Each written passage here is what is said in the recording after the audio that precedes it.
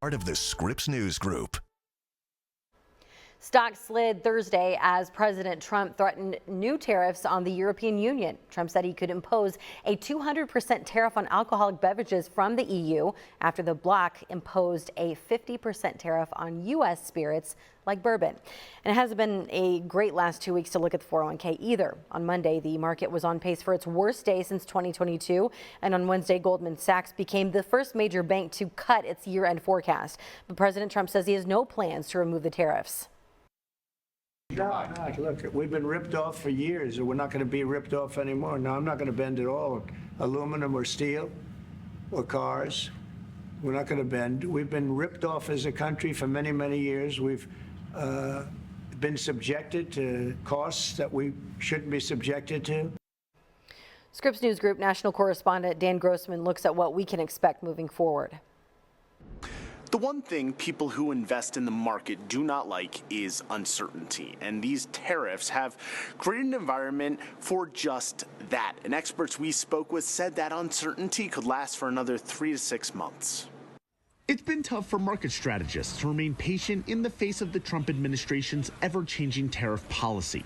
Wall Street is in the midst of its biggest sell-off in months. This week, the S&P dropped as low as 5,528 points, briefly marking a 10% fall from its record high only a month ago on February 19th. The Dow Jones and NASDAQ have also dipped considerably as trillions in market value have been lost. It's kind of like a game of chicken, basically, that Trump and that America is playing with some of these other countries, right? And it's sort of the game of who is going to blink first, like who's going to make a concession first. Aaron Cirksena is with Modern Capital and says until those concessions come, we could expect much of the same as investors and strategists clamor to figure out what industries could be at risk and to what extent. The tariff uncertainty has also weighed on consumer sentiment, with company executives worried it could affect future earnings. Dick's Sporting Goods, Kohl's, Delta Airlines, and American Airlines all stumbled after they either adjusted their estimates or produced lower than expected results to start the year. The biggest advantage that we have as America, with our economy being the size it is and being as impactful as it is for other countries' economies, is that we probably have more of an ability to weather these storms than some other countries have. And I think that's probably also playing into his mind a little bit of thinking, look, some of these other countries, if their constituents, right, start to, feel a little bit of the pain, they may have to be the ones to blink before we do. Cirksena says this is when it's most important to have a diversified portfolio. Each of the 11 major S&P sectors have fallen over the last week, although technology and consumer non-essential goods and services, the two worst performing groups on the year, saw the smallest declines. Dan Grossman, Scripps News Group. Here's your latest Kansas City forecast from meteorologist Wes Peary. It is a sunny afternoon out of the Truman Sports Complex. Sunny, but windy. Look at that nice wind. That's actually comfortable right now because it's 80 degrees at the Truman Sports Complex, 82 downtown. When it's this warm, a breeze is really helpful, especially in the middle of March when we're not quite used to this warm of temperatures yet. 80 in Richmond, 80 in Tonganoxie, Paola, and Pleasant Hill. Also at 80 degrees. It's all green paws on the dog walking forecast again for at least a second night in a row. 75 for the evening at 7 o'clock, 65 as you're done watching the 10 o'clock news right here. And then tomorrow morning, it will be a little on the breezy side, which is why it's only about 60 degrees at 7 a.m. Official forecast 58, 77 tomorrow afternoon, which will occur maybe around 2 or 3 shortly after we hit our high. Some thunderstorms will try to pass through. Before and after the thunderstorms, the winds sustained 15 to 25 miles per hour, gusting to 60 miles per hour. About a week ago, we had another windy episode. The wind direction was out of the north. This time it's out of the south, and it's not quite as strong. I don't think at least non-thunderstorm winds will be capable of producing 70 mile per hour wind gusts. The thunderstorm winds may be able to do that.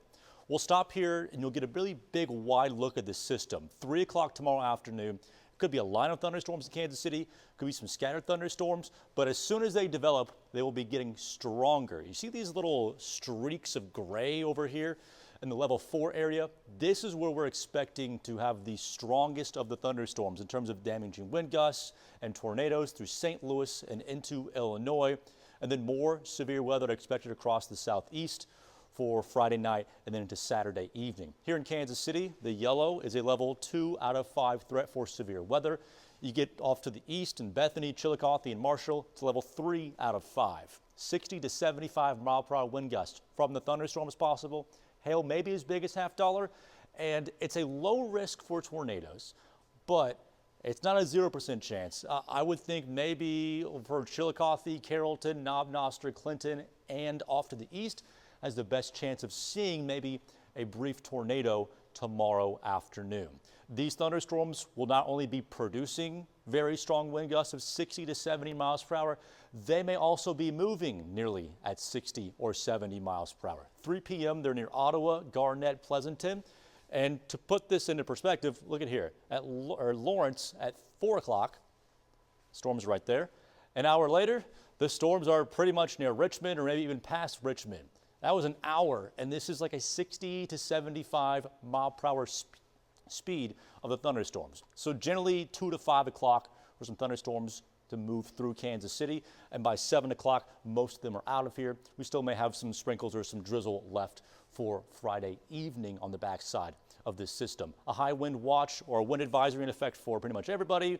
We may be upgraded to a high wind warning, a fire weather warning in effect because lightning can cause fires and then the wind makes them spread very quickly. It's a very bad situation. Power outages also likely from the thunderstorms and from the wind just purely blowing possibly up to 60 miles per hour. The winds do relax on Friday evening, but it's still going to be pretty windy for Saturday. 50s for each day this weekend, back up near 80 degrees by next Tuesday. We'll be right back. Tonight, a community fights back how residents in